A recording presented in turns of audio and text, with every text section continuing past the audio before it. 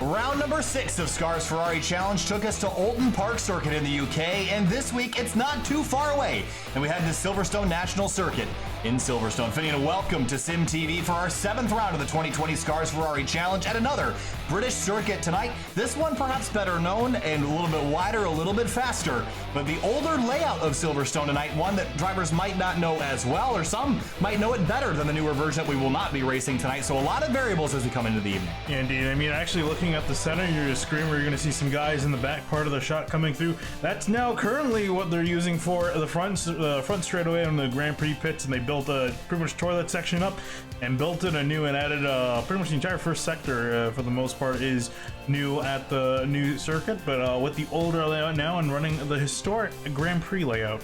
So let's take a look at our track map for tonight for the drivers and people that are watching that don't know what Silverstone's circuit looks like. Here is a look brought to you by Redenzo.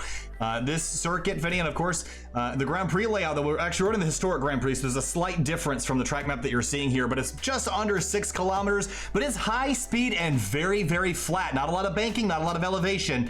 This is built on an airfield, and because of that, there is very little elevation and rises along this course. Yeah, indeed, but you're getting through the first part of the track, heading through Maggots and Beckett's, and even on the new version of this track, this complex has not changed. One of the most challenging complexes in racing, so good that they cloned it for Coda. Very challenging section, hard to get right, but if you do, it can gain you a lot of time or cut you a lot of time on your lap time. Then you head down to turn number 7, one of the good passing opportunities here, a hard braking zone into a right-hander at the bottom right of your screen, and then a short stint down to a little bit of a chicane. We're actually taking the inner cut there in turn 8 and 9 before heading back around to the right in turn 10 and into 11. Another good passing opportunity here. Again, all the hard braking zones in these GT3 cars we saw last week at Oulton Park, the only places we were able to really make a pass are those braking zones where you're decelerating and jumping down the gears. Turns 13, 14, 15, 16 will finish up the lap. Turn 17 brings you back to the start finish line here at Silverstone Circuit. So we'll head back to the racetrack here in just a moment. Qualifying already underway, about 5 minutes left in this qualifying session, and just as it was last week, qualifying going to be very important. We saw Jeff Royan and the rest of this team perform excellently at the front, especially Zach Hefner in that 51. He was really consistent last week. Yeah, the Turn Racing Sim Tool guys, they have been doing really well over the last few weeks, and currently it's Royan up at top, and then Eric Mickey in the 88 in second. Actually, as I say that, Daniel Manzano, that's a name I haven't set in a very long time. He's back and he's in second place. Yeah, this is a name that we haven't seen in SCRS Ferrari Challenge in probably about a year and a half. Yeah. The last race that I recall him being in might have been Bathurst. Probably the second season we ever did a SCRS Ferrari Challenge. So good to see him back, a new livery on that car this week in his number 987. So we'll see what kind of lap times he can put down. He's currently second on the board. And that lap time last time by was a 1:41.013. It's just about a tenth and a half off of Jeff Royan in the 233, who we looked at earlier. Eric Mickey in the 88 had a really good run last night in the Redenzo Sports Car Challenge in TCR. He's head back to the GT3 machinery this week, and he is so talented. We've seen the pace that he's had in these cars, but it hasn't been quite as successful as the season as I think he would have liked. Yeah, well, so far so good for him in points. He's currently third in the points standing, so I mean, he can definitely potentially take it away either this week or the next few weeks if he runs really well, but he's chasing his Kurt Crum, our current points leader, and currently in 6th on the charts, and then right in behind him in 7th at the moment, or actually they just go by down to 8th is Zachary Hefner, as Hefner is in 2nd. So I wanted to bring some attention to Kurt Crum because last week he was involved in another front-to-rear incident down in turn number 1 with Zach Hefner, and that has been the 3rd incident we've seen this season of him having contact with another race car, and I don't know exactly the extent of the penalty, Finian, but he has been either another stage of warning or another penalty. So Crum has got to be careful tonight to not get himself wrapped up in any other bad situations. There was a discussion whether or not Hefner was blocking last week, but it turned out that that really wasn't the case, and it was really Crum just being a little bit too aggressive. So he's got eyeballs on him tonight. Don't make any mistakes. Peter Vostrel in the 404 had a good start to Oulton Park last week, but it ended up going downhill pretty fast in races 2 and 3. Yeah, and I think he's definitely gonna, take that out of his mind and, try to do better this week here at Silverstone, because it was not a good run for him. Potentially just try to turning around. He's currently 10th on the charts. So we got about 3 minutes left in qualifying, and Paul Darling in the 155 has gone to the top of the board, and his lap time last time through was his best time is showing as a 140.4, and the last time that he was here, he's actually having some internet connectivity problems right now, but the last time he was here was in the Washington, D.C. region SCCA event, which he ran really well in, so I'd expect Paul Darling to be the favorite tonight. Here's another new name, Jim Benson in the 13 car. He's been here for a couple weeks so far, but this will be his first time at Silverstone with this group. And Ben Schout in the 66. This is another new attrition motorsports team member this week in the 66 car. And Steve Bunting in the 83 had some issues earlier in practice with internet. Looks like that is still the case as we negotiate the end of qualifying. Brian Sohn in the Penguin RC Simulations car sits 11th on the grid right now. And we'll remind you that this series, SCRS Ferrari Challenge, is brought to you by Penguin RC Simulation. They offer some of the best in premium sim racing hardware. If you're interested in any sort of shifting materials or the iFlag system that I've got here, if you want to learn more about that, you can head over to Brian's website, Penguin RC Simulations, link in the description below. So thank you again for joining us, and very, very excited to have you all here again. If you're watching the behind the stream with our faces and all the buttons and things, you can also watch the stream full screen if you head on over to our channel, youtube.com/SimTV Broadcasting. You can watch the race screen all on your main display, not have our dumb faces in the way. So let's take a look at our weather conditions for this afternoon here, Finney, because it is an afternoon in the UK, and typically you have clouds to deal with. Not so far. High noon here, 100 degrees on the track surface. That's a little bit toasty. Yeah, indeed it is, and that's going to make these cars a little bit slippery and a little bit slidey, especially in maggots and beckets, just the S's in general, or when these cars are going really quickly through these corners, and it's going to put a high load of these cars. Can have potential to see them slide a bit around, but I think they should be all right. I think what we'll see is when it comes to battling side by side through the thing, things are going to get a little bit hairy. Oh, and a little bit hairy for I think for one of the current racing cars. So qualifying almost complete, and take one last look at your timing and scoring screen, because Paul Darling has just gone quicker. It is a 140.198. Eric Mickey in the 88 car has gone second quick, and another bombshell car sits in third. That's Kurt Crum in the 87. Carter Kundinger in the 2 car is fifth best. Jeff Arroyan in fourth.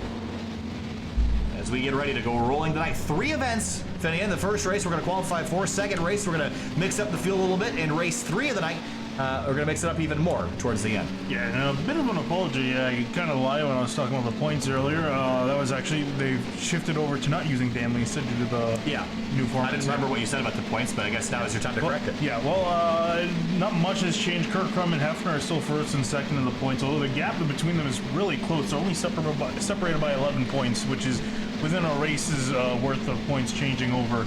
Then it's Carter Kundinger, who he did pretty well last week at Alton Park, so he gained him quite a few points, put him back up into third.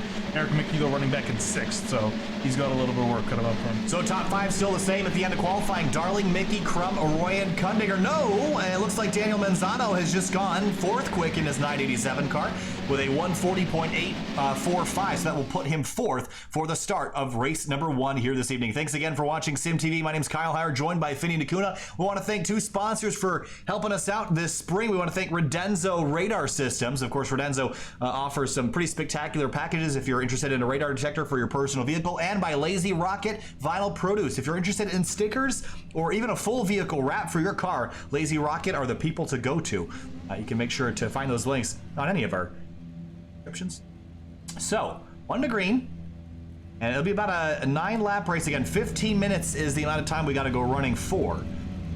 And we've just got over 20 drivers lined up on the grid here tonight, Finney. And pick me a favorite. I got Paul Darling. I think it's hard to vote against him. Yeah, it really is kind of hard to vote against him. I think Eric Mickey is going to be my pick in that case. Going to be starting next to him on the front row. I think Eric Mickey's going to be hungry. He's got, again, like we were saying, has some points to make up, and it wasn't as good as he thought he was. After what happened to him last week at Alton Park. Was also one of the other drivers that just did not have a good round, so I think he's got some points to make up for tonight, and I think he's definitely going to be a role, especially after last night. So let's take a look at your starting lineup here this evening. On the front row tonight, it'll be Paul Darling and Eric Mickey. Paul Darling out of Michigan, Eric Mickey from New England. Now back to row number 2, Kurt Crum in the 87. Daniel Manzano making his return to SCRS Ferrari Challenge action in 4th. Jeff Arroyan in 5th, and Carter Kundinger in 6th. And then moving on back to row number 4, find Zachary Heffner in the 51. He's going to be starting next to Brian Jabelski in 8th. And moving on back to 9th, Isaac Snyder in the 333. Next to him, Peter Vostrel in the 404. Then Brian Sohn is going to be starting in 11.03. Next to him, Odysseus Adams Jr. Robert Rattray to roll off 13th alongside Drew Lidke in the number 21. Carven Shout in the 66, and Jonathan Rodriguez will be 15th and 16th back in row 8. Then rounding out the last couple rows in the field here, Jason Gardner, Jim Bedston, 17th and 18th. And Andrew Mickey all the way back in 19th. Not a good qualifying effort for him. Johnny Bell rolls off in 20th. Yeah, then running our last row is going to be Terry Newmaster in the 000 next to Steve Bunting in 22nd, and that will round out your field for tonight. So at the top of the screen, and this is going to be a little bit out of order here, but the drivers that are, actually, no, it's not. It's actually nicely in order. The drivers that are lit up in yellow, those are your pro category drivers. Finney, what does that mean? And those are the fastest guys in the field. Those guys are going to be competing technically in their own kind of standings. Everyone on the grid can earn points first all the way back. There's no classes. However, guys who are not pros, which is going to be the rest of the field, they're all AM drivers. They're in their own they're in their own standings. They're fighting for separate prizes. So it's kind of separate classes, but at the same time it isn't. So it's a weird kind of hybrid format of the two. Yeah, I guess so. To clarify, is what you don't want to have happen in any racing series is to have a lot of talent destroy the field every single week. So what SCRS Ferrari Challenge does is they split the field into 2 categories, pro and AM. The pro drivers, well, there's no real qualifications to be a pro driver other than you finish well. And in the past couple weeks, we've seen the pro drivers consistently finish above the M's. That's exactly what's supposed to happen. There is a combined championship and there is a separate championship. Our focus right now is really on the combined because it is possible for AMs to outperform pros. Yeah, I was going to say, theoretically, an AM, someone from the AM standings could win the overall and the AM, and they would actually get, if I'm not mistaken, they would probably get both prizes, although the odds of that pretty unlikely due to the way they have manually sorted this out. Manzano, I think, is going to be the only exception tonight. He's going to be technically put as an AM, although with the pace he's showing, he probably would be amongst the pros. That might change after this week, we'll have to see. It certainly could. And also noticing Paul Darling's been having a lot of trouble with his internet, as has Steve Bunting. So the 2 ends of our field, one at the front, one at the back, struggling with connectivity problems. Yeah, that's a bit surprising for Darling, because he typically... We've never seen him have problems before. Maybe one rare occasion where it was a bit, spotty, but nowhere I don't think as bad as we've seen it tonight. I definitely know that Bunting's struggling there. You can see him struggling to come into frame there. So we'll keep an eye on it. So this is kind of the wild card. This corner here, this is called Club Finian, and there's it's a high-speed corner, and typically you take a bit of a tighter route off to the left-hand side of the screen. Tonight, a much faster head into the carousel section here. So that's going to be a tricky spot on cold tires. Yeah, and this entire section, getting back on the gas coming out of this corner, the car definitely likes to step out on the back end when the tires are cold. So you're going to have to be careful getting back on throttle as you can loop it around early on, and that can cost you a lot of spots. So coming to the green flag tonight for 3 15-minute races. This is race number 1. Pace car making its way through what was really towards the tail end of the course here. We got a couple more sectors to complete. And you're going to see this is a very broad racetrack, very long laps, about 1:40 seconds. And that means that we're only going to have 9 laps roughly in each race. Race 3 will be 20 minutes tonight. And again, I think we invert top 10 after race 1 and invert top 20, in race number 3. So through the last couple of corners here before the pace car is going to make the dive to pit lane. It's Paul Darling in the 155. That's that yellow and black machine up front. Eric Mickey and Kurt Crum, those are those blue and white cars in 2nd and 3rd. Manzano, Jeff Arroyan, Carter Kundinger, Heffner, Shabelski, Snyder, and Vostrel, the rest of your top 10.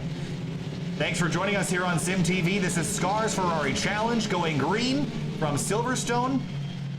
And it's the Grand Prix Circuit pace car over the grass divide and into pit lane. Here we go. Green flag flies and we're racing at Silverstone.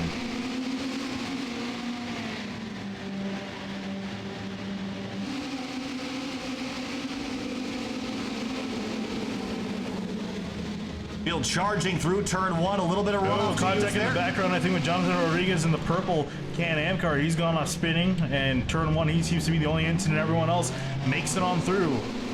And Paul Darling has gotten clear of Kurt Crum, who takes 2nd. Oh, big car off in the background. It's Isaac Snyder in the 33, going to get the wall. He went flying off course. Back out front, though. Oh, no, more trouble. Manzano in the the 987. He's gone for a loop, and his good starting position's all going to go away. And he's got a lot of work cut out for him for the rest of this race. Meanwhile, Carter Kundinger trying to defend off an attack. That's to the inside. That's a Royan trying to make the pass. Side by side. And he's got teammate Zachary Hefner behind him. And now Kundinger's got the preferred line here as they head down towards Club. And they're going to get on through nice and even single file. Crum has gained back on Paul Darling for the lead. I don't think this is it here, Finney. That 87 is looking really quick right now. Yeah, in fact, the entire top three looking pretty good. Eric Mickey trying to catch up to Crum. Make it a three-car battle for the lead, but Darling leading pretty commandingly early on. Couple teammates, then there's Brian Shabelski, Peter Vostrel, Robert Rattray, and he started back in 13th spot, so he's up 4 on the opening lap. He's certainly charged forward. That's a good start for the 33. Fields working through the back. Final few corners are going to complete lap 1. Looking at Adam Jr. Now here comes Paul Darling. Kurt Crum caught up quite a bit to him in the final sector. Might potentially make a pass here. Looking up underneath the rear wing of this 155 across the line to complete lap number 1.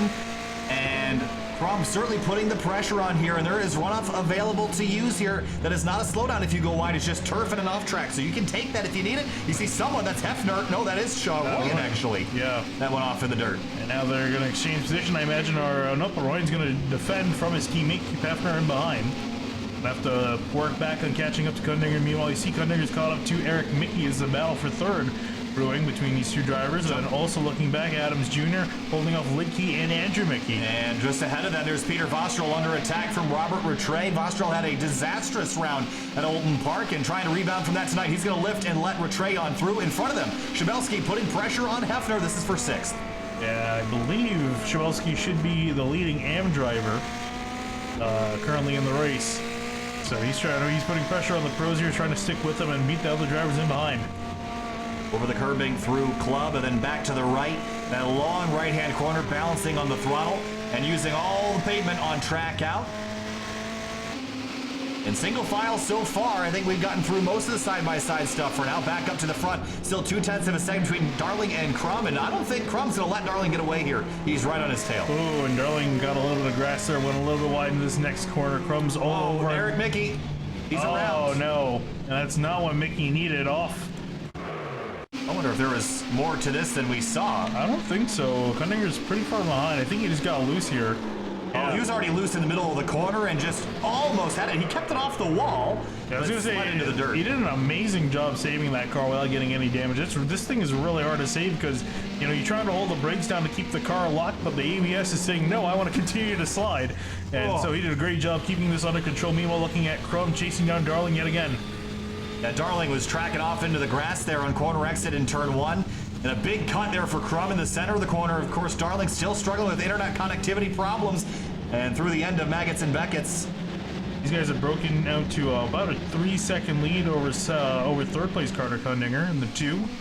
There you see him come out in the corner there, and there you see Manzano now trying to work back up to the fields, currently in 17th. After starting in 4th, that's a disastrous start to his day. It's certainly a blow to a potential race win, but this will set him up pretty well for race 2 if he can just get up a couple positions to get himself in position to take advantage of the field invert. The closest battle is for the lead right now, and Crum, again, as we mentioned, keeping right up, tucked underneath that rear wing of Paul Darling, and might be able to force him into a mistake here if he keeps hounding him like this. Yeah, I mean, for Crum, he doesn't really need to do a whole lot. I mean, remember, he is leading the points, so don't do anything too crazy, because he has a lot to lose here. And already, we mentioned last week at Oulton Park, got himself into some trouble, so the eyeballs are on him tonight if he makes any mistakes. And he can't afford to, especially when he's already beating Zachary Hefner, currently running in 5th. I'm going to keep an eye on this 2-car Carter Kundinger, though. He is flying right now, and he's 2.8 seconds back from these 2 leaders, but if they start to tangle, I wouldn't count him out. I'm curious what the lap time is going to be as they're coming back across the start-finish line. I don't think they'll record a lap time for Darling, but we'll definitely get a read for Kurt Crum. For Crum last time through was a 140.7. For Kundinger as he rips across the line, 140.9. Yeah, pretty quick still, though, as again, if these two up front start to play around a bit too much, they're going to bring in some battles here as well. Jeff Arroyan's not too far back from that 2-car either. Now through Maggots and Beckett's again for the 4th time. Darling leads the way. Crum tucked in behind. Deeper in the field, there's Ben Schott making his first start in SCRS Ferrari Challenge, and Jim Benson in the 13 right behind him. Eric Mickey recovering from his spin in 15th. Yeah, he's got his work cut out for him. He's trying to pass 2 guys up ahead.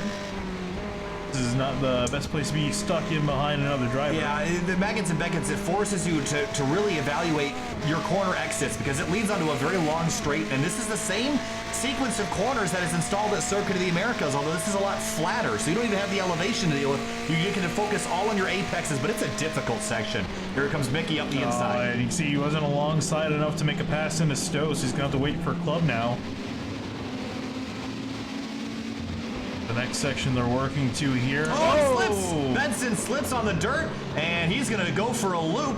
It took him a while to complete it, but now he'll go around and drop a couple spots. Yeah, I was fighting the traction control, trying to save it, but unfortunately wasn't able to. It's so hard to save these things in a slide. Looking up at Chabelski now. How about Peter Vostrel? We were talking about him. Struggle last week at Alton Park, is doing significantly better, running an 8th. Potentially has a shot of getting up into 7th.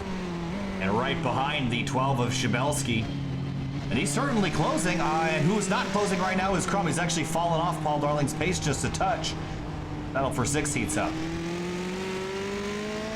Also putting pressure on Rattray, and Rattray, remember, is a pro driver, so he's not really doing too well tonight. Isaac Snyder's gone around in the 333. The second time we've seen a 333 have an incident.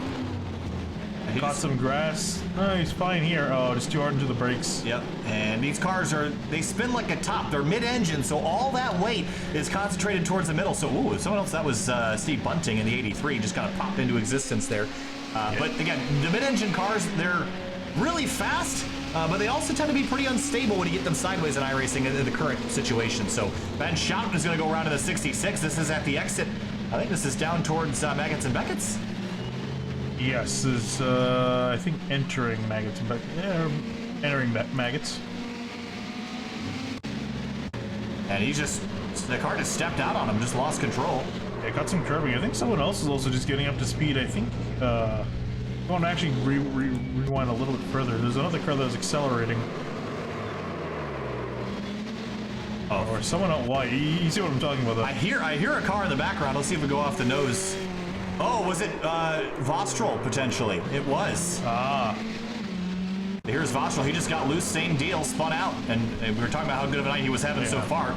He was still running 13th, but lost about 5 spots in that process. Yeah, I was going to say, that was a big loss for him. He was running in 8th when that happened, so gonna have to try to get that back, but still doing pretty well. Aaron Mickey up into 12th, and Andrew Mickey, yeah, plus 8 for him, and if he can get one more spot, he'd be on pole for race 2 tonight. And we know how good Andrew Mickey is when he can get himself out in front.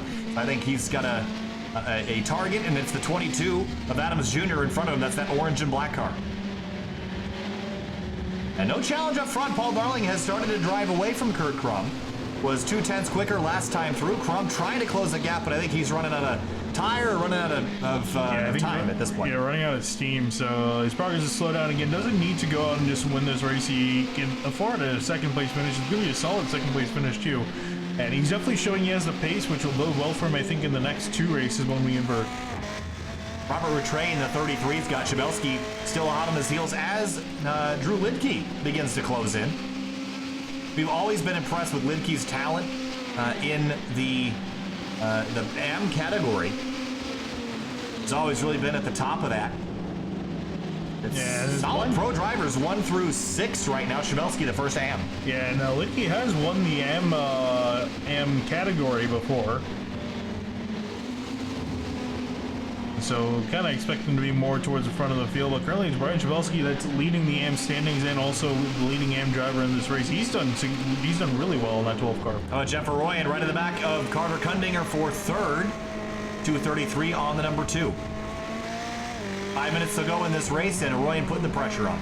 Arroyan's been trying to chase back up to him. Made a mistake earlier on, and now it's finally caught up to Kundinger in the last third of this race. He drove in deep into the final corner here, trying to get the leg up. But this is an interesting corner because you can't really late apex this like you would traditionally think. You think you can. You think you can. You try it, and you just understeer forever. So you kind of have to treat it like a double apex, or just stay tight all the way on the apex, all the way around the corner. That seems to be the most effective way.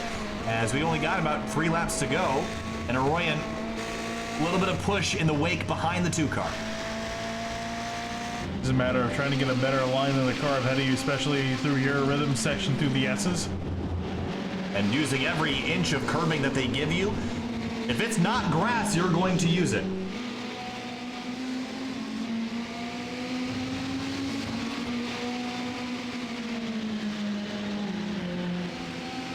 But 11th place, Andrew Mickey and Eric Mickey, the two brothers. Yeah, I don't think this is going to be that intense. I imagine Andrew's going to let Eric on by. We've seen them cooperate in the past before. 4 minutes to go. Mickey closing on his brother as they head down towards turn 7. And you see Andrew missed his apex there, and Mickey's gonna, the other Mickey's gonna close in and have a run into Club. Mickey versus Mickey, and Mickey will win. And he's through. Oh, there goes Manzano again. Wow, He's gonna save it. that was a save. Big slide on the curbing there for a second. Let's take a look at that. That was pretty cool. He comes into the corner here. Yeah, he just catches the grass. Mm-hmm. And look at this. Wow, that is some Tokyo drift right there. I don't know for Formula Drift. That was... And a Ferrari GT3, not the car I would choose for that sort of thing, but you don't get to choose family. So I don't know what that was supposed to mean. Up in front, Paul Darling driving away. It's 2 laps to go now for the leader. He's led every lap so far. Yeah, you can see Kirk Rummy's definitely back off the pace. Is running about 7/10 of a lap slower than Darling, just trying to make it home at this point. You know, he's got a solid lead to Kundinger. Kundinger, meanwhile, trying to hold off Arroyan. His battle for third still going on. Hafner, 1.6 seconds in behind these guys. He's not going to be a factor. Over the curbing and through the trees. Over the, what's the saying? Over the, something and through the woods?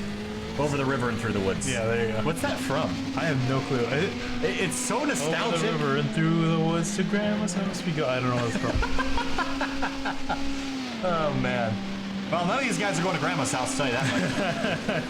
Going to Victory Lane, or at least one of them is. That's Paul Darling in the 155. If he can make another lap and a half, he's just been setting the pace, and he's going to be a tough cookie to catch. Now, he's going to start 10th in race 2 if he finishes in front, so you got to keep yourself out of trouble. We've seen a surprising lack of carnage, though, in this race as Crum runs wide. Asking you shall receive. I think we're definitely going to see more in race 2 and then even more so in race 3. Typically, the way that's how it goes. In the past, it used to be worse in race 2 because of the way the format used to be. Yeah. So, of course, we've changed format. Steve Bunting has just gone around at his number 83. This has been a bit of a struggle for him tonight. Yeah, this is a fairly challenging track, too. But yeah, that's I think why we're both surprised there hasn't been more carnage. Internet was not working so well for him. I was gonna say, it looks like he just went wide in turn 1, caught the grass that's just on the outside of it. You know, get a good amount of leeway in turn 1 on the exit, but if you overstep your boundaries, it'll definitely catch you off guard. White flag in the air for Paul Darling. One more time around for leader Paul Darling. Kurt Crum is 2.4 back. No chance that he'll catch him unless Darling makes a mistake. For third place, though, it's a little bit closer. Kundinger has the spot. Arroyan wants it. Arroyan was a hair slower last time, so I don't think we're going to see this pass unless Kundinger makes a mistake. He's caught up to him, and he's been kind of just stuck here in this bubble. Hasn't really been able to make a pass on the 2 unless Kundinger makes a mistake here. So Arroyan needs to try to put pressure in order for Kundinger to make a mistake, then to open up an opportunity. You know, in the background, you see Rattray leading Shibelski Lidkey, a battle for 6th place. Oh, Rattray's a little wide, yeah. And that's going to kill his run down the straightaway here, so Shibelski can try to bounce back on him, get a little bit of a tow. I think he's got a bit of a tow, but where's he going to go with it into turn 7? This is Stowe down here. And a little bit of a slide for the 12. Can't quite get the power down quick enough to get up to the 33s rear bumper again. If this is the tighter chicane, he might have a chance at closing in, but this chicane's so fast that I'm not sure he'll be able to make up a whole lot of ground. Yeah, you can't really make a pass there. You can make a pass here through this corner, potentially, if you set it up right, but Chelsea just trying to chase down Rattray here with half a lap to go. Oh, Eric Mickey's gone around again. This is down in, it looks like that's Club. So he's looped it again. He'll be 14th. Meanwhile, Paul Darling has absolutely put on a clinic in race 1 tonight. He'll have to battle from 10th in race 2, but Paul Darling rounds turn 17. Checkered flag waves. And Darling will take race 1 at Silverstone. Solid job for him in behind. Kirk Crumble finished in 2nd, and then the battle for 3rd place as Mickey's going to crash yet again. Oh, wow. This is big. And while the rest of the field finished, Peter Vostrel and Andrew Mickey through the final corner here. This is for 11th spot. Mickey's going to get through. Vostrel drops back, and here comes Manzano to take 12th away from Vostrel in the final corner. Yeah, well, saying Manzano's going to have the preferred line to the final corner, and just they're going to get past and clear Vostrel. But for Mickey, It looked like he was going to be at least slated to finish in 14th, but he's going to end up finishing in 20th, maybe even worse, actually 21st as Gardner goes on by. He might be dead last year. He's just really struggling right now. He's just trying to beat, he's trying to beat it back to the line. He's not going to beat Steve Bunting. No, he's gonna leave the racetrack. He's out. Yeah. So dead last finish for Eric Mickey. Let's go back and see exactly. So this is the first incident that he had here. And he just got loose and the car just steps out. And already, wow, big impact in the wall there. I think he's just been struggling since then trying to get the... Oh, actually, it wasn't that bad then. No, then he throttles back up and then crashes here. That was a weird one. That was what really took him out. Yeah. I'm curious what happened here. He was straight and then... Oh, the car was broken. The rear suspension was broke. That's right on board. I think when he went into another gear, probably. Yeah, here. Huh? Yeah, you can see it just step out. There was something really wrong there as we cut away because we're starting race number 2 and we'll flip around the top 10 over the order and put our winner in 10th, and Odis Adams Jr. will drop or actually climb to the front. Brian Sohn will be on the outside of the front. It's a really wide rumble strip on the outside of this corner. Look at that thing. Yeah, yeah, it is indeed. I don't know why they put a rumble strip there. I mean, well, because I guess you're right. Because you're tracking out pretty close to the inside. Yeah. I mean, I guess might as well. That's a chungus of a curb out there. I will say, if you're out on the curb, I feel like you might be doing something wrong. Just like you're saying, due to the nature of the corner, but each their own. So, gridding up for our second of 3 races tonight. This race will again be 15 minutes long, and then the final race will be 20 minutes with a 20-car inversion. And Eric Mickey, who just had a horrendous end to this first race, will have to start tail of the grid behind a Steve Bunting, who has had all sorts of trouble tonight keeping that car on the racetrack. Yeah, I'm not sure where Mickey was running. Actually, no, he was running in 11th. So he wouldn't have been able to get the invert. He was really close to, but I mean, still, I think he would have definitely preferred starting in 11th rather than 22nd. This is just not, these last 2 weeks have just not been going his way.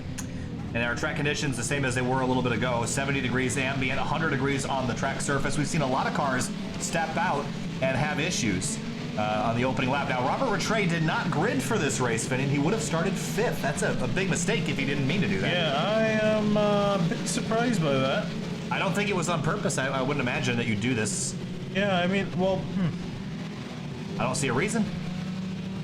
I guess felt bad things were going to happen. Well, I wouldn't be shocked. We've seen, especially after the Rodenzo Sports Car Challenge race 2 for TCR last night at Canadian Tire Motorsport Park, had about 3/4 of the field wad up at the exit of turn 1. Yeah, I was going to say, well, there's definitely more than enough room to potentially avoid that, but you never know.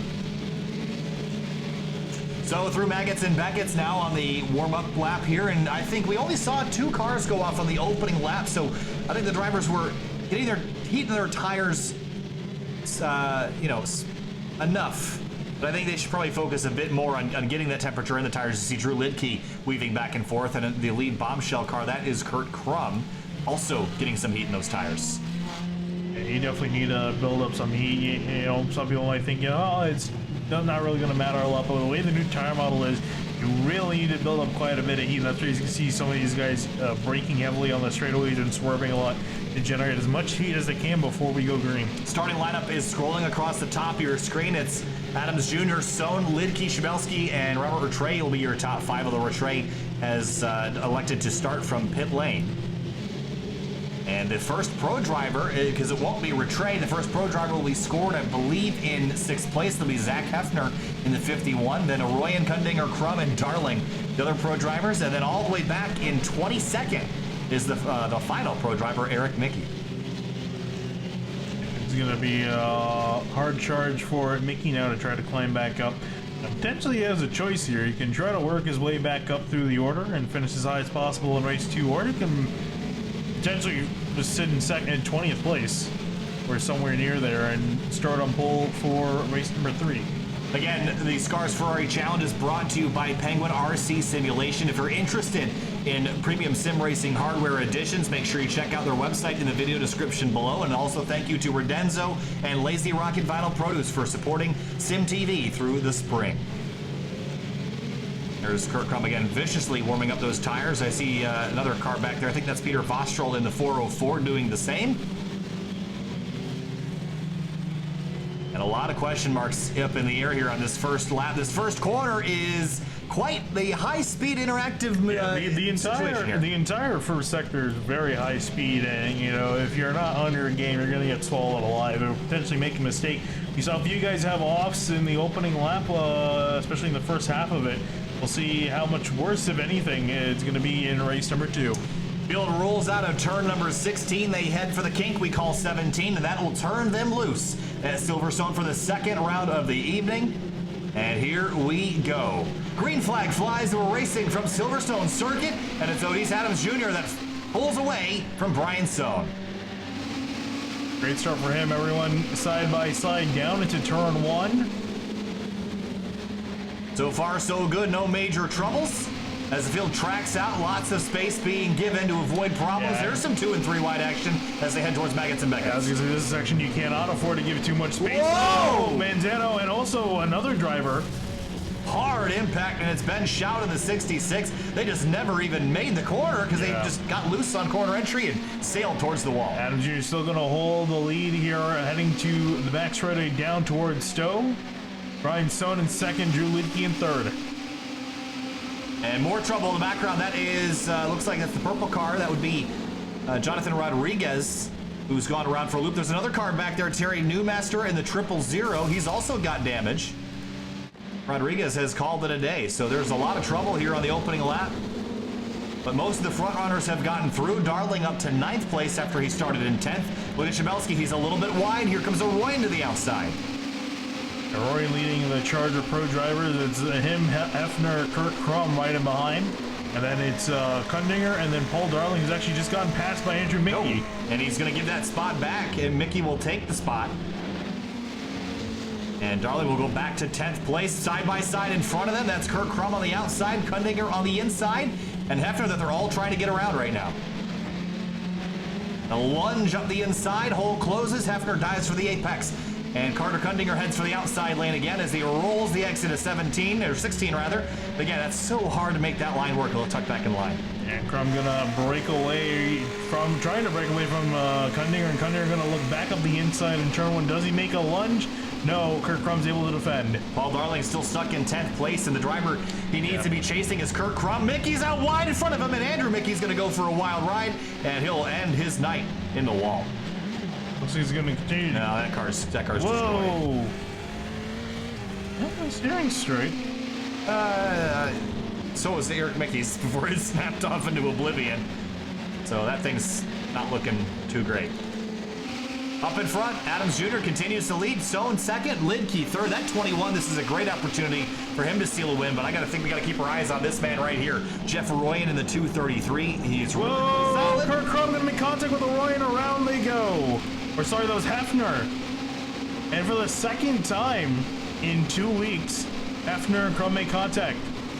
Oh man, this is not gonna be good. Let's take a look at how this all started. And was this front to rear? This is the same thing that there was trouble with last week.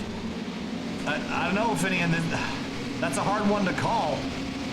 But Crum had contact with the 51 last week. That's a pretty late lunge, but the hole's there. Yeah, I was gonna say he kept it, and they kind of just found each other in the middle of the corner. It's certainly a racing incident, but there's prior history between these two, and I can't imagine the 51 won't protest that. Yeah, I don't know. I don't really potentially see it actually. Oh, thanks, Zoom. Good thing you're on the replay for that. Oh, I was. And that was clever timing, actually. The updating so they can steal more of my information. That's going to be a really interesting one. Again, I don't think the 51 turned in at all. I don't think that was necessarily on him. Yeah, I don't think it's on Kurt Crum either, though, because it was in the middle of the corner that happened, not on entry. So it'll be interesting to see how Admins rule that. Yeah, I guess it comes down to whether or not you're going to advocate for corner rights, because you know, if you're going by the NASCAR style, totally fair racing incident. If you're going by more traditional GT style rules, once you're in the braking zone, that hole isn't open. You got to be alongside before the corner. That wasn't the case. We'll see how it works out. We're not the judge, jury, and executioner. We'll see what the ruling is. Here's a Royan on Shabelski for fourth. There's a chance for Ryan to make some good points with some of his competition out, including his teammate up the inside of Shabelski. Now going to set his sights on Brian Stone up ahead in third. And Drew Lidke is up into second place. I think we got to watch that pink car because he might be the driver to steal a victory. Paul Darling is sitting in 7th place, though, as these two run side by side. Going to be an easy pass on Shibelski, gets the tires up on the curb, and goes through to 6th. Imagine Joel's just going to back out and let the pros go on by. He's going to fight his own battle. Potentially follow them up through as they're going to try to pass some of the other AM cars up ahead. Kurt Crum going by Johnny Bell on his resurgence back to the front. Zachary Hefner dealing with Jim Benson, who he's just gotten by. Bunting and Rattray. This is 415th. That's got to be annoying. They're trying to work on past Bunting up the inside. He's going to give that spot over. Meanwhile, for 3rd, Arroyan's gone through. Kundinger and Sohn now for 4th, and here comes Darling. Yeah, this is the thing I think Darling's been struggling with. I just don't think he's aggressive enough on these starts to really gain a whole lot of positions. Kind of stuck back in 6th at the moment and is running out of time to get up there and chase the lead. Oh, bit of an awkward moment. Brian Sohn misses the apex after having to avoid the 2, and Darling is on through to 5th. But he's not clear yet, though. Yeah, this is going to end heading into Maggots and Beckett's. Looks like Sohn's going to back out. Darling going to take the spot. Drew Lindke closing in. We're going to have a lead change here, Finn. It's only a matter of time. We've got 9 minutes left. About halfway through this race in about a minute here, so. Yeah, I think Arroyan really looking poised to win this race if he can catch up to these top 2, and it looks like he will. Peter Vostrel, Eric Mickey, they're side by side in Stowe. Mickey through to 8th. And he started really deep in the field. How about 22nd? That's plus 14 for him. Yeah, I was going to say, he's made a really solid climb back up to the order, so see how much more he can continue. He's got quite a few cars just up the road ahead of him, so we should be potentially able to get a top 5 out of this if he continues this trend upward.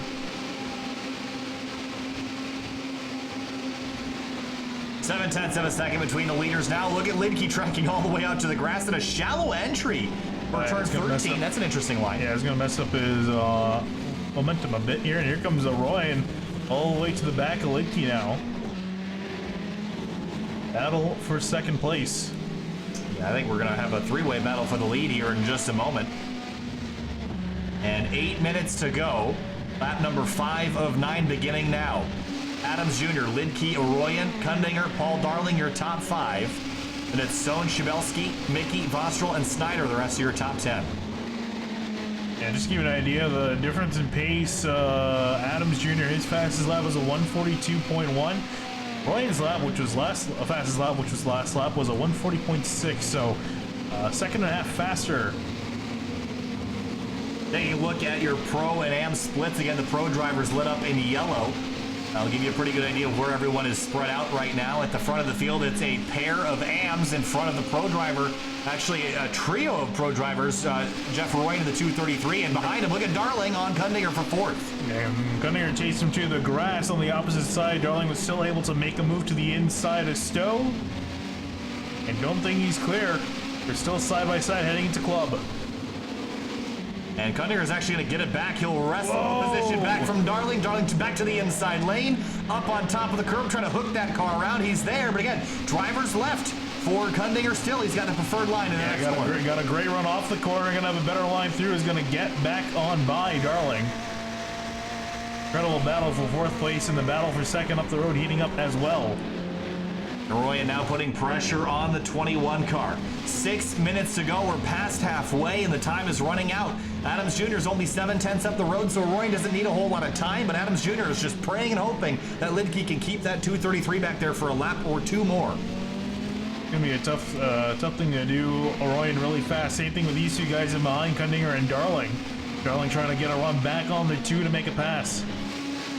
Across the start-finish line, it'll be 4 laps to go this time through. Through turn 1, tracking out. Nice line for the 21. Arroyan a little slow.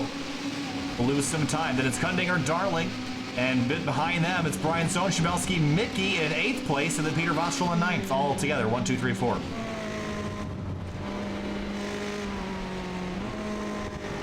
Oh, you see up the road. Look at Darling putting pressure on the back of that too. He's right there. Yeah, he can get a little bit of a tow down the straightaway. It's not going to be much, but definitely going to be something here. You can see him already starting to get a pull on the 2. Going to look to the outside into Stowe.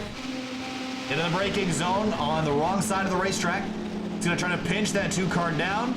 Kundinger might try to rough him up on corner exit. No, still side by side as they head towards Club. He's gonna have a better line into the entry of Club here and gonna get clear. That was a well-executed move to take, the wrong side of the racetrack in one corner to set him up for another, and he's through into 4th place. Both of them going way wide, almost annihilating the DRS sign. I love that they have that little extra pavement out there. It's fun. Look at Kundinger right back on the bumper, though. Oh, he's gonna set up a passage here. Oh, can't quite really tight through this section. I think he might have to give this spot up. Up the road, Arroyon, Lidke, and Adams Jr. all 1, 2, 3. Actually, even though Darling and Kundinger have been battling, they've caught right back up to the back of Arroyon. It's essentially a 5-car battle for the lead here. Adams goes a bit off the track, so does Lidke. Here comes Arroyon. He's going to go way out to the left. Almost needed to use that curve there. He's setting up a pass, though. If he can get a run in turn 1, can't do it. Tucks back in line. Yeah, he went so far out that it killed his momentum off the corner, and he's got to try to set up again here, heading towards Maggots and Beckett's. Rumble strips vibrating through the chassis here as he sets himself up for Maggots and Beckett's. Right behind the 21, a little bit of aero wash off the rear of these two GT3 cars. Look at Lidke right up to the rear bumper of the leader, putting pressure on Adams Jr. Crossover by the 233 to set up that back straight down towards Stowe. An excellent run. What's he going to do with it?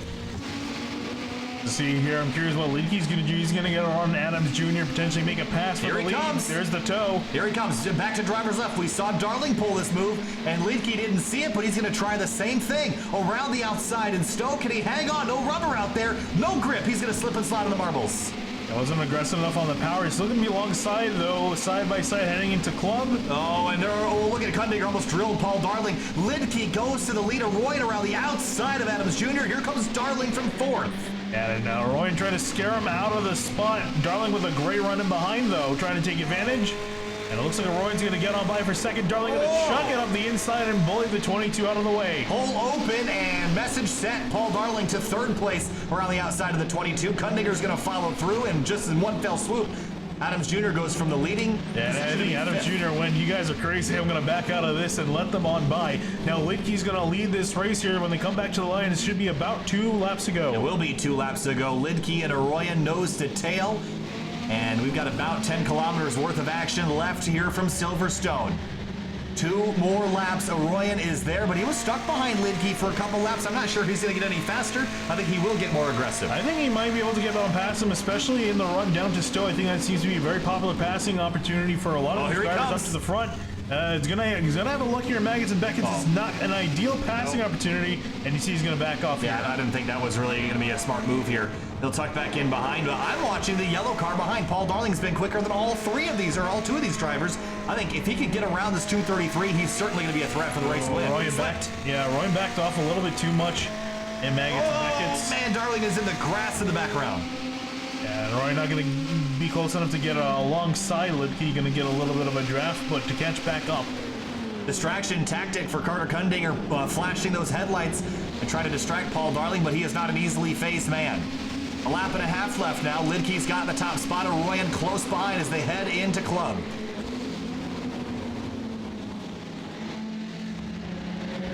Arroyon, great line through there, keeping it really tight. Everyone going wide on exit, trying to carry their momentum. That's such a fun corner on track out, to slip and slide over those curbs and pull it back on course. Reminds me of the exit of the WGI carousel, actually. Look at Arroyon to the outside, had a look there for a moment, but backed out. Yeah, he's got to be careful here. He can't just make any passing opportunity. He has to hope that he doesn't open up an opportunity for Darling in behind, because Darling's definitely going to take it here.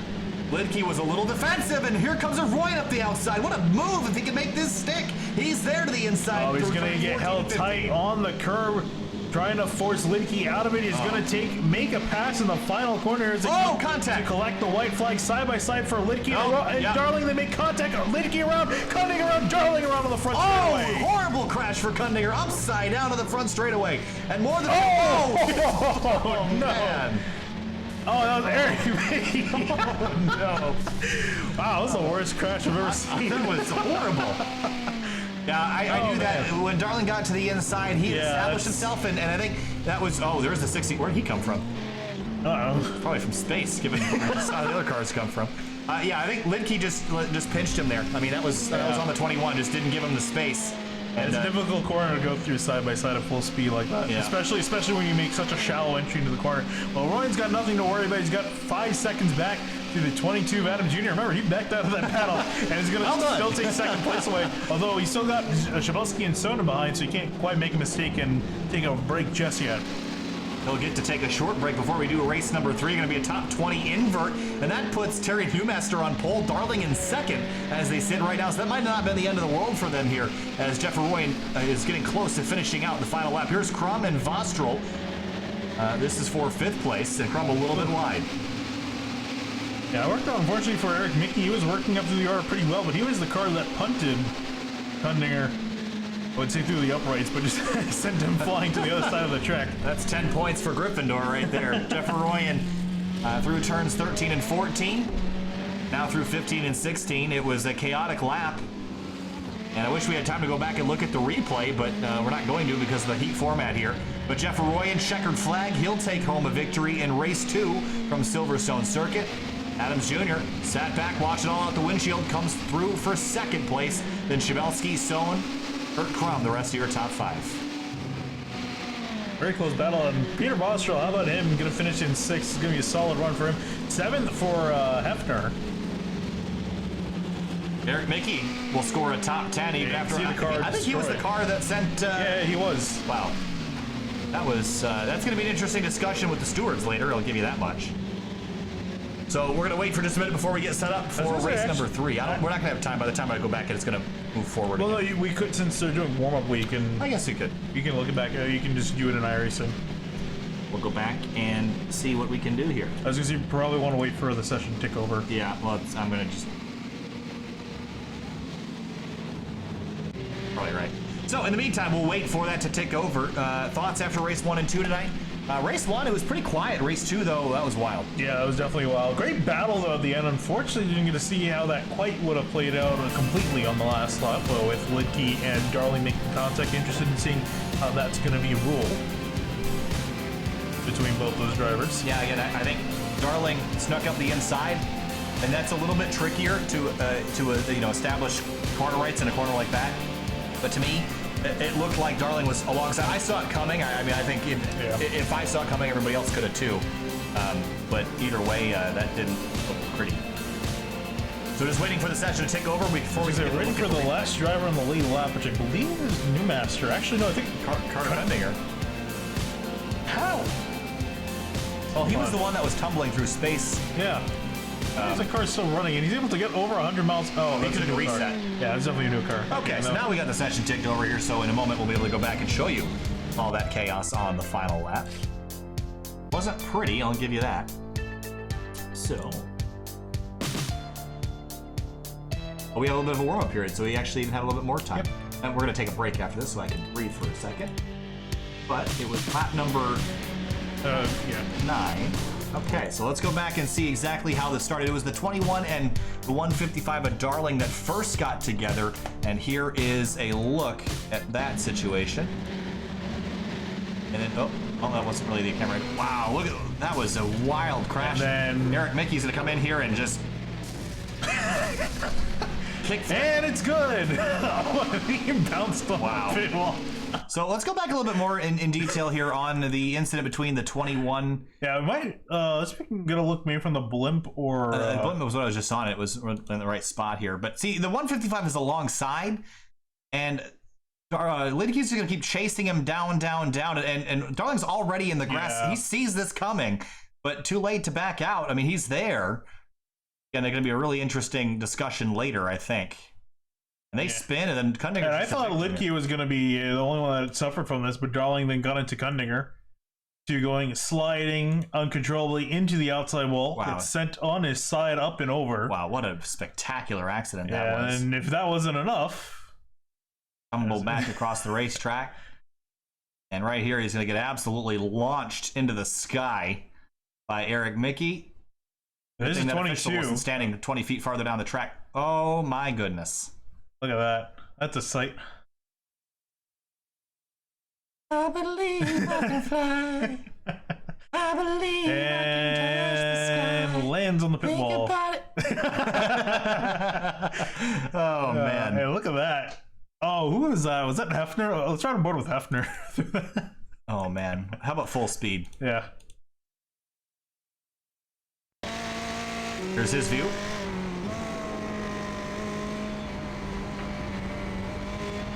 Come out of the final corner. We're gonna see someone absolutely just get launched.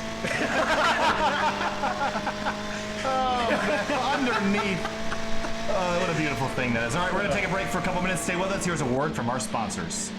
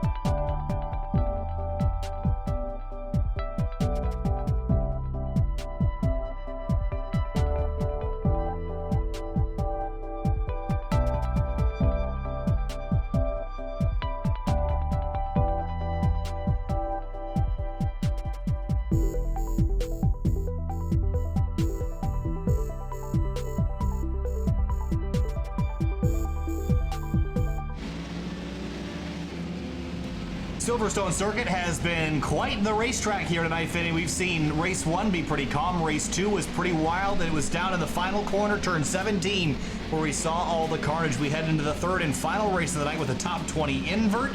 Oh boy. Race 3 of the night, turn 1, going to be pretty wild as we get down to that first corner. Yeah, definitely, especially inverting the entirety of the field. I think the difference in pace, I think, is going to be very profound tonight. Looking at these drivers going through the first sector of track, it's going to be quite a traffic jam. I definitely think we're going to see a couple of incidents. We saw quite a few occur in race 2 in the S's, and I think we're going to see something very similar to that in race 3 here. So in just a moment, we'll bring you down to the racetrack for the start of the third event. The field is still finishing up a bit of a warm-up period here. And it'll be 20 minutes on the clock for race number 3. A bit longer, but I think it'll be just as action-packed, if not more. Race 2, that was a very entertaining battle towards the end of it. I'm curious to see how this is going to shake out. I'm also curious to see if Kurt Krum and Hefner are going to stay a little bit further from each other. Well, given their past history, I'm not thinking that's going to be the case. We'll see if that is the case here shortly. So Paul Darling, who finished in 20th in race 2, will not be on pole for race 3 because he did not finish the race.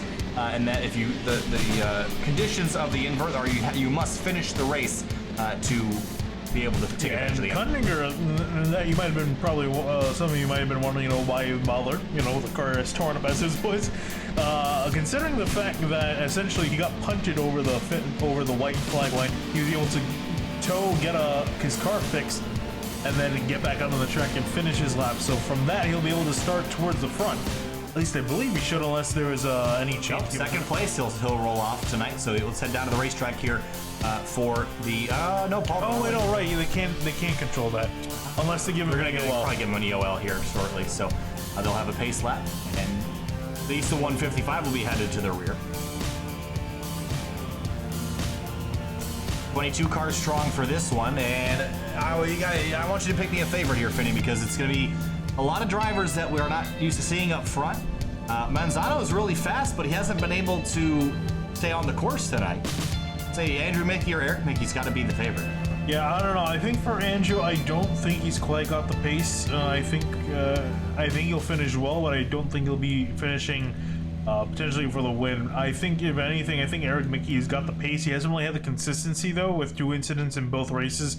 So I think if he can fix that, I think we'll see him finishing towards the front. So field begins to roll off here, get some heat into the tires and brakes.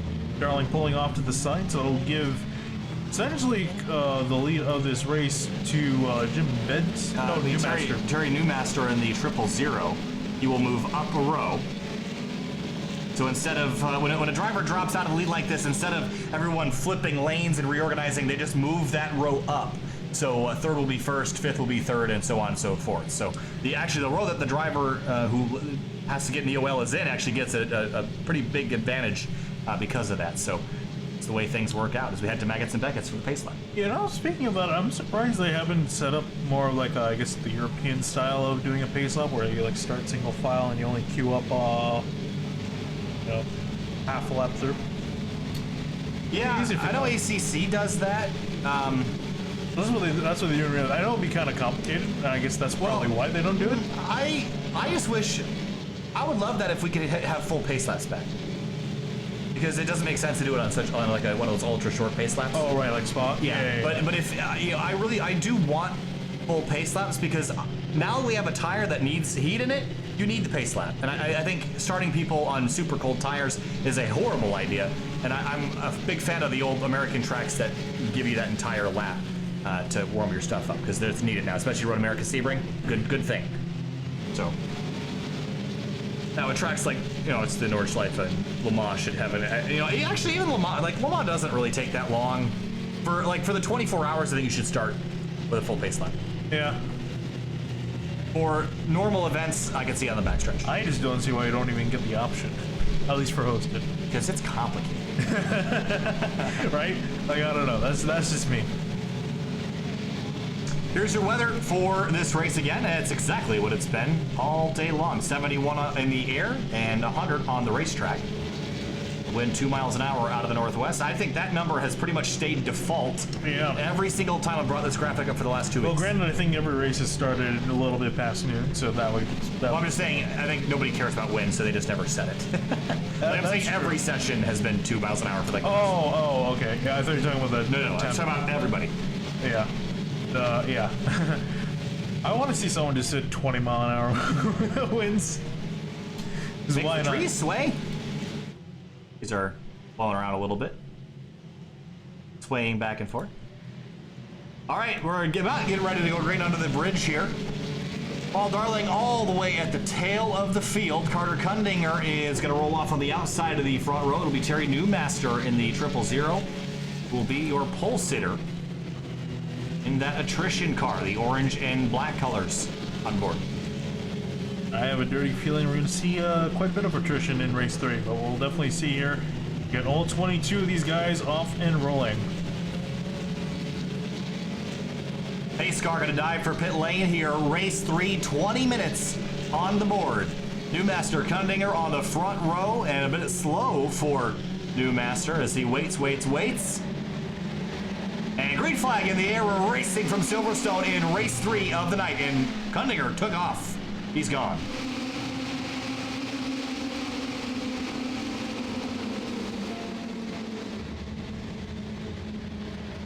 Everyone making it through turn 1 all right, but I think this is the real test coming up here. A few guys side by side as they're heading towards Maggotts Beck. There's actually a few guys getting back out. Oh, no, we got one around. Newmaster, he's in the wall. And from the top of the order back down to the bottom with a wrecked race car is the rest of the field working their way on through. There's Vostrel and Kurt Crum side by side for 14th. Running on board with Brian. So there's another one. That is Robert Rattray off in the gravel trap. And Jason Gardner at the back of the field has also gone for a loop. And here's Brian Sohn on Kurt Crum. This is for 12th spot. Up the road, Kundinger has pulled away. Andrew Mickey's in second. And side by side throughout the field, there's the 21 of Drew Libke and Vostrel. Ooh, and Kurt Crum got run up onto the curb there a little bit as well. And he's trying to make a pass on Vostrel now, still fighting for his position. Here comes Paul Darling on the outside. Darling starting in 22nd all the way back up to 15th. And in behind, still waiting for those tires to come up and tap. You see how gentle the inputs are on this 155 car. Got a long way to go. Johnny Bell in front of him is... Paul Darling's in it. Lidke's in it. And who else is that? That's Jeff Arroyan is in it. And more problems. Oh, Lidke. I think it was just Lidke trying to... get turned around out of the way. And more trouble up the road. Peter Vostrel. Oh, no. Jonathan Rodriguez, I think, got a... No, he might have gotten through that. It's Odise Adams that got a bunch of damage.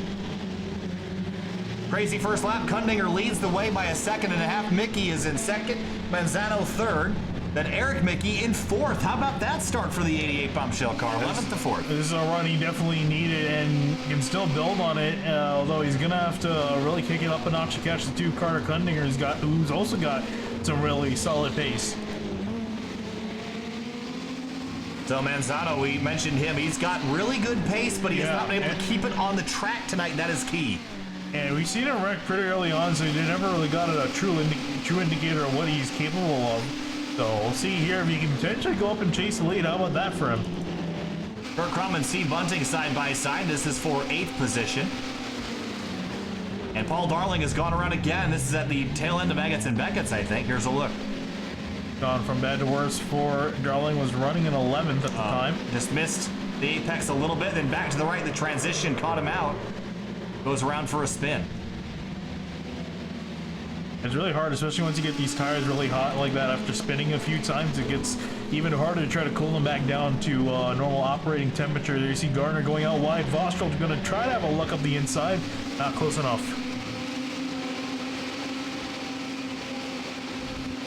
So Mickey has lost about a second to Kundinger, but Manzano has closed right up to the rear of that bombshell 86 car, setting him up for a pass on the front straight. And now we get to see if he's quicker or slower than Kundinger, and kind of evaluate our options as to who we think might end up winning this race in 16 minutes. Yeah, I'm curious to see what their lap times are for the leaders as they come on through. Meanwhile, Shabelski around in the final sector. Yeah. Chabelski has gone for a loop. He's been pretty consistent tonight, kind of towards the middle of the pack, but just gets out wide in turn 13. Yeah, catches some grass and gets looped around. Well, Manzano's just gone through to second by Andrew Mickey. And now Eric Mickey has caught this grouping of cars. Oh, you see Andrew trying to make a pass back on Manzano. Here comes Eric now with a run. And Jim Benson in the 13, he has gone around. He was inside the top 10 and will coax that car back on course very slowly. The runoff is very rough out there, trying not to damage that car any more than it already is. So you see Kundinger up the road 2 seconds away.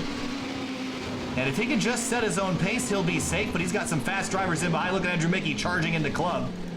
And brother Eric right behind. Yeah, he's going to go a little bit wide. Eric going to take a tighter line, have a great run off the corner. So Andrew giving the room to his brother and going to yield Eric get on by for third.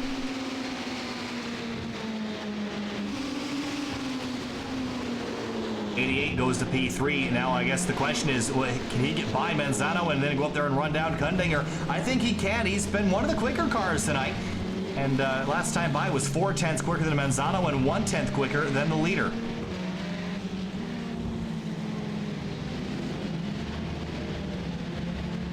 So across the line to complete lap number 3. Let's see what the laps are for Kundinger. It's going to be a 1:41.0. That's pretty quick. A 1:41.4 and a 1:41.2. So Kundinger setting the pace right now. Yeah, I think even if with that, if Mickey even gets on by Manzano, I don't think he's got enough to catch the two. Kundinger looking at Gardner. What happened to him in the final few corners? Jeff Arroyan behind him. Was there contact here? Oh, he just gets out wide. I think he's just way slow. Kept rolling the entire time. Just basically came to a stop to not have contact with Peter Vostrel in the 404, which I'm sure was appreciated by Vostrel. How about Isaac Snyder in the 333? We haven't talked about him yet tonight, but he's got Hafner all over the back of the wing of that 333. Yeah, 333's been having a pretty forgettable night, but now going to be side by side with Hafner into Stowe, battle for 5th. Haven't seen Hafner up towards the front as much as we would have thought. Yeah, well, Kirk Crumb's right behind him, so. Yeah, I don't think those. I'm not trying to make a dig at Kirk Crum. I'm just saying these two have not great things have happened when they've gotten together. Yeah, last week at Oulton Park, and this week again at Silverstone. Maybe they just need to get out of the UK. I don't know what we're heading next week, but I believe Catalonia. Okay, so we're still in Europe, so maybe that's not a great thing for them. Jeff Arroyan has made it back to 12th place after the incident on the opening lap. So the leader has not gained this lap. Manzano has actually kept that differential constant, 2.1 seconds. Eric Mickey, 7/10 back from the second position. And across the line this time, let's see what their times are on lap 4. And for Kundinger. Don't see much of a change as far as who's faster. Oh, yeah, there was a big change. Oh. Third, second, first in that order. Mickey quickest, Manzano second quickest, and Kundinger the slowest of the drivers, not only in the top 3, but in the top 5, he was the slowest driver. So, other than Andrew Mickey in 4th. So, Kundinger's, I want to say struggling, that's the wrong word, but he is certainly getting run down right now. Yeah, although probably not at the pace that the guys behind him need to. They just got to hope that Kundinger makes some more mistakes and that he can try to capitalize on it. It's hard to make a mistake when you're running a 140.9. I mean, that's a really good lap. I think the others behind him are just quicker right now. Well, it depends if he overdrives it or not. They look back down the order. Here's Arroyan working through Jim Benson and Steve Bunting fighting for 10th and 11th. Arroyan has been stuck here for a little while, so no progress forward yet. Benson closes in on that 83 car. Trying to get a toe, gonna pull out wide here into Stowe.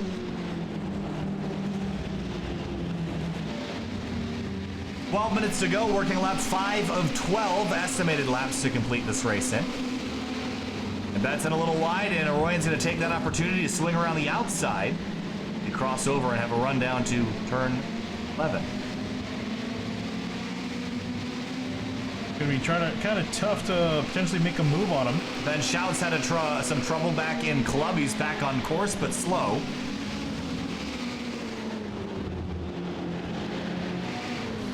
That Bunting car, I'm amazed that they've still let him race tonight with how bad they Whoa! Yeah. Again, that's got to be so distracting. Well, fortunately for that incident, looks like neither Benson or Roy are going to collect any damage from that. Yeah. We'll continue on. One of the things you have control over it. You see Manzano slow out of turn 1, and Mickey's going to take advantage of it. He'll drive up to second. They have lost ground on Kundinger last time. They were supposedly gain time, but Kundinger is 2.3 seconds up now. I think their turn 1 was really slow. Yeah, I was going to say, yeah, I think with Eric being trying to back up, but I think Eric's got the actual shot to catch Kundinger. He's got to push now, though, until the end of the race to make up this time.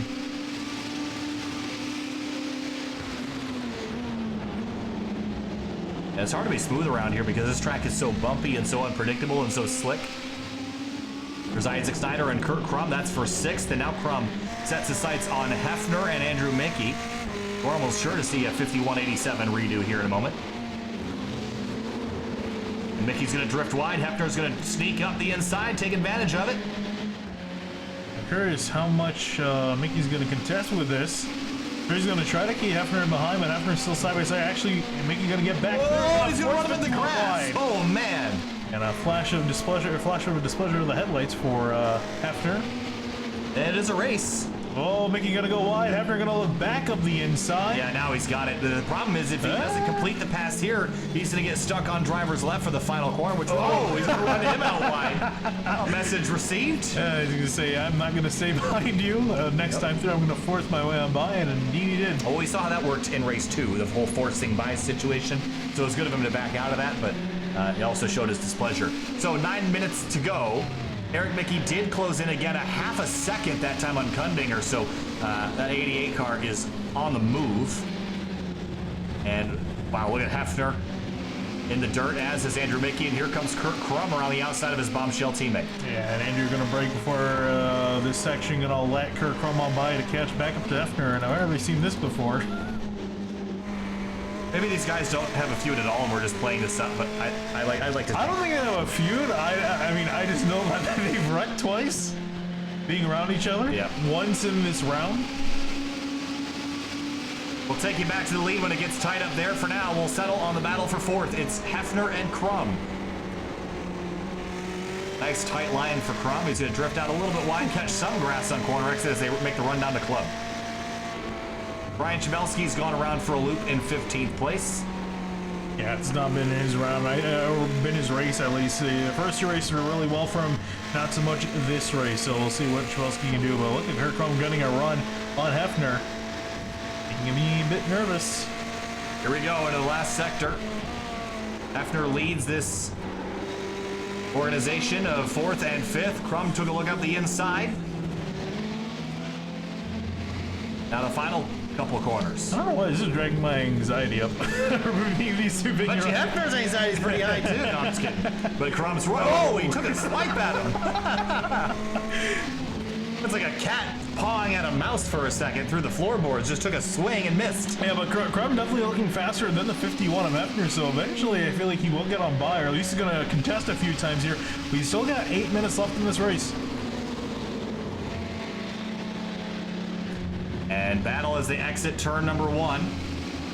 We just found out that Roger Penske will be watching the race tomorrow night. Oh boy. I hope I don't get sued. Oh wow, they didn't need more pressure than that, ew. Oh boy, I shouldn't have said that. I should not have said that. So if anybody doesn't know, that for folks that are still watching, tomorrow night on speed51.com we'll be broadcasting a race at Indianapolis with a full field of IndyCar, IMSA, and other invited drivers. Yeah. And apparently Roger Penske will be enjoying the show. And pretty much every major IndyCar driver on the current grid's going to be there. I think I save for a few here and there. As we look at Roy, he's had some trouble down in turn 1. I'm not sure this involved Jonathan Rodriguez or not. Yeah, I think it did. I think stopped. Yeah. Yeah, they were both slow for a moment. Pass going wrong down in turn 1. Let's see. Oh, there was some definite contact. Yeah, Roy, there. I think missed his braking marker. Went into the back of the 27. Hefner and Crum still nose the tail. Up front, it is getting closer, but it's not quite a dogfight for the top spot yet. Oh, Crum's loose. He saved it, corrected it back to the right. He's pushing to catch up to Hefner to have a shot at 4th here. And both these guys fighting tight in the point standings amongst each other. Hear the wind of the 3 front drivers And it's Kondinger and Mickey. Made up quite a bit of time. Yeah, he's flying right now, that 88 car At is. the rate they're going, he will catch him.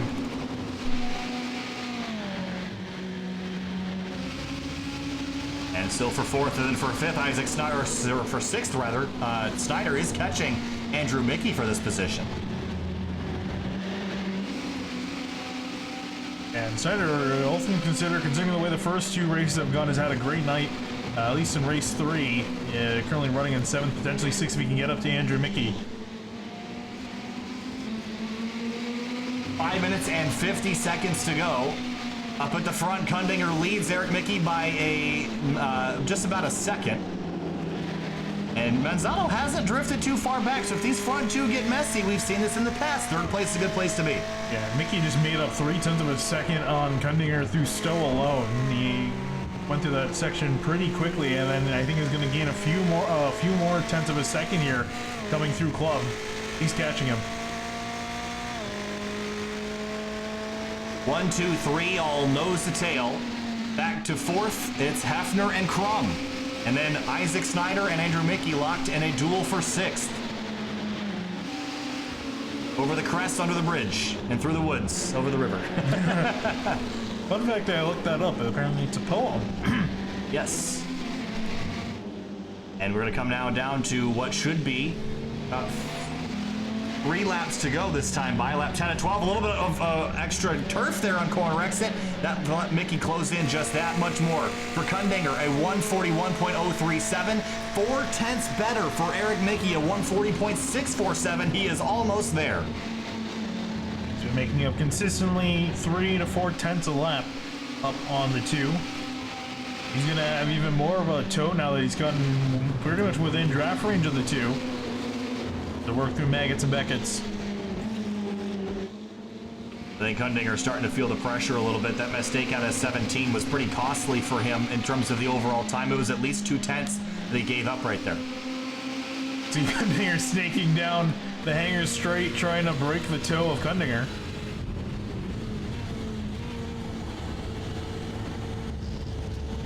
Up on the curbs and heading down to Club. All about carefully balancing the car on entry. It's a double apex right-hander. He's right in line through these corners. A little wide for Kondinger, though, using a little bit too much racetrack. And I am impressed, too, that Manzano's kept a decent touch with the leaders, so he's also a factor for that battle for the lead. Yeah, Andrew Mickey tripped through the grass and looks like, oh, that's a lap car in behind. Yeah, just one spot that'll lose Isaac Snyder. That is the one of the Odis Adams Jr., the 22 car. 3 minutes and 20 seconds. It'll be 2 laps for Kondinger to hold off Eric Mickey. That's going to be a bit of a tough order, a bit of a tall order, I should say. And this time by the the 2 laps to go sign will be shown by the official in the. Where is the flag stand here, actually? It's in the inside. Oh, okay. It's I see. Okay. Oh, no! That's not on the wall! And a crash for the 987. Oh, and he was running so well. Yeah, I think he caught the grass on corner entry. That's what sent him around. Meanwhile, Hefner and Crum, 2 tenths between them. I thought that kind of scared me a bit there. I thought Mickey was involved in that. But now, actually, here comes Hefner and Crum approaching Manzano as he's trying to limp that damaged car the rest of the way. Yeah, he's not. That's going to be, at least dropping him outside of the top 5. Some lap traffic. That's Shabelski, Kondinger, and Eric Mickey. Shabelski pulling alongside, doesn't want to be involved in this battle. Deep dive for Mickey into Stowe, trying to make up as much time as possible. It's now just a 2-car fight for the lead.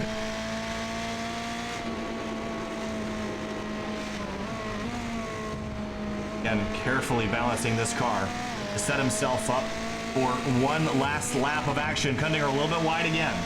Yeah, I think he's running, we're talking about guys running wide. I think Kondinger is running a little bit too wide, and it's choking some momentum off as they go into the straightaway, and then Mickey's able to just get a nice toe and a nice tight line through here. Whoa, a little bit of grass, got a little bit loose, but is really there attacking him. They're going to be coming to the white flag this time by. Mickey is close, and now you can't force this. You're going to get yourself into trouble. So where's the best spot to make this pass, or are you just going to make it wherever? I think best chance of him making a pass is down the hanger straight into Stowe. I think that's going to be the easiest time he's going to have working around the two. We'll have to see here. White flag flies, one more lap around Silverstone Circuit. Gundinger has led the vast majority of these laps. Jason Gardner, back at the front though, going to cut back away. It was Gardner that went around for a loop. Yeah, we're definitely going to need to stay on this here. Mickey going to catch up a little bit to the two, but is going to be patient with this. Here we go into Maggots and Beckett's.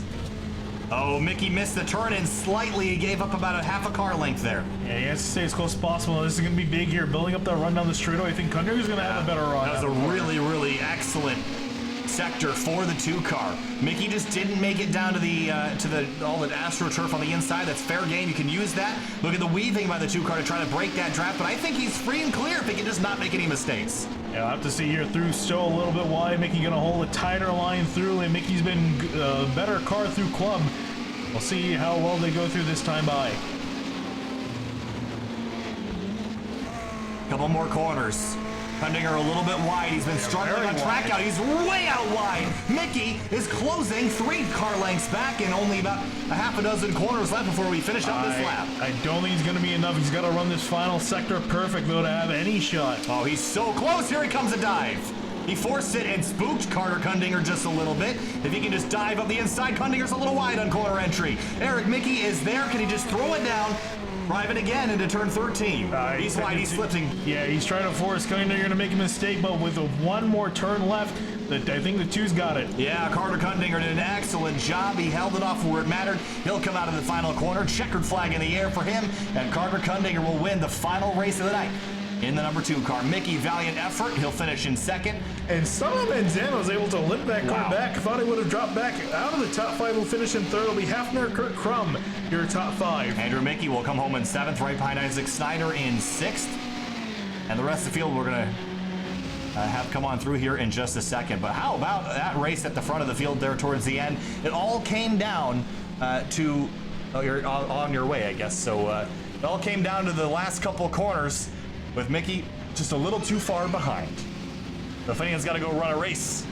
And I'll be right back in a few minutes. Here's a look at your race 3 results, though, before we cut away. Of course, Pro-Am, Pro, your top 5. Isaac Snyder coming home in 6th spot. Andrew Mickey in 7th. Brian Stone 8th. The rest of your top 10, rest of your top 20 shown on screen now.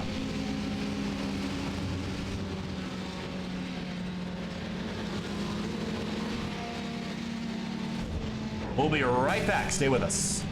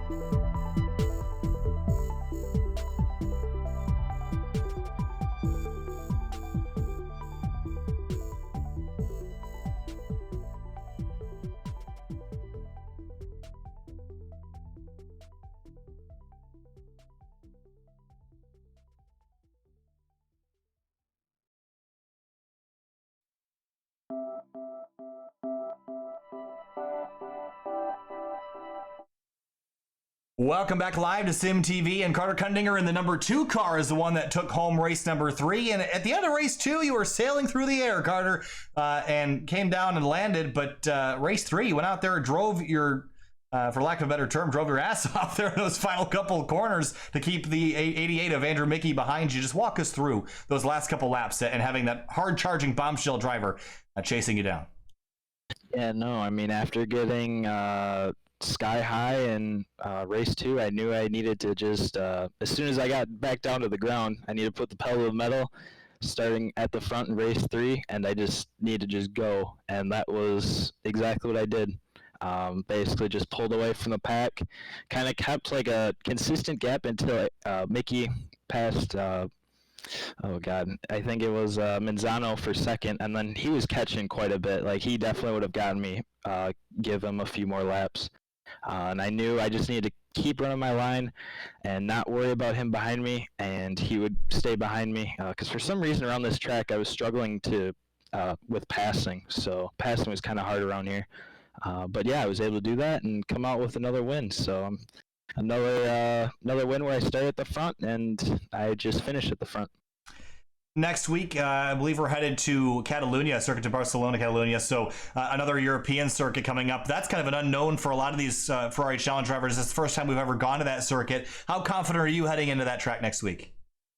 Yeah, I mean, I enjoy Catalunya. I enjoy it a lot whenever I drive any open wheelers around there. GT cars I've kind of struggled with, but I think it should be fun.